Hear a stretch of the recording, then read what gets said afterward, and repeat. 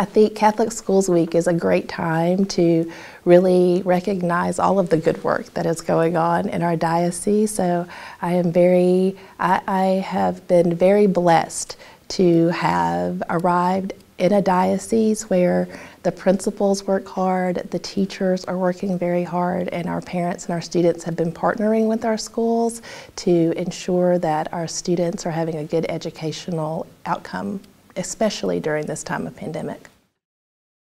Learning and delivering instruction has taken many new avenues this year. Here are a few examples of making our challenges positive. Demonstrations of techniques and examples of project work are a standard part of live face-to-face art teaching. It's obvious to me that the students put a lot of joy and energy into it.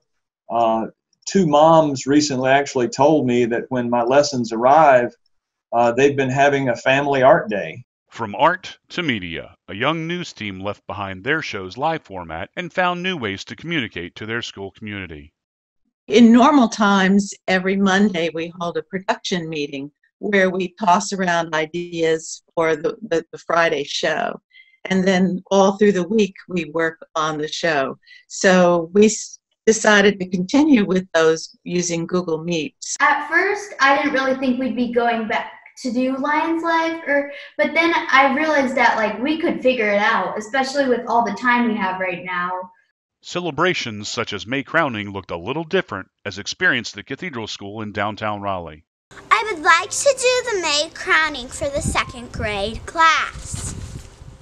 The tradition at Cathedral School for May Crowning is that our second grade class every year does participate and host a May Crowning. This year, due to distance learning and stay-at-homes in place, we had to think about a different way to approach that. It was important to carry it on to remind students and families that our church at large, that we shouldn't forget about the month of our Blessed Mother. It's the month of May, and that our faith is living, and it's important to practice this special practice outside the school and even outside our own church building.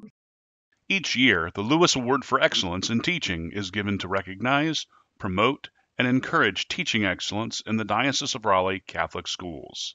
This past March, it was announced that the recipient of the 2019-2020 award would be presented to Miss Tina Eisenbarger, a teacher at St. Anne Catholic School in Fayetteville. What I most like about teaching is it's different every day, and you've got the personalities of all the kids. When they say you see kids with that, their light bulb turns on, and all of a sudden you're explaining this and you've explained it 2 or 3 times. You've tried to try and get their learning style. And then all of a sudden they're like, oh yeah, I get it. And I like to thank to the students who are in our schools for the joy that you bring us to our diocese and the hope that you are for us. The hope for today because you are present, and the hope for the future because what you will bring to the church and society in the future, you are a beautiful blessing for all of us. And the parents, remember something, you are the first teachers of your children. We will support you.